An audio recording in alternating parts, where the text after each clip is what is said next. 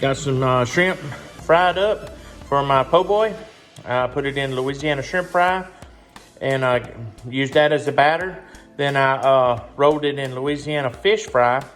Turned out pretty good. Got some onion rings, some steak fries. Gonna try it out.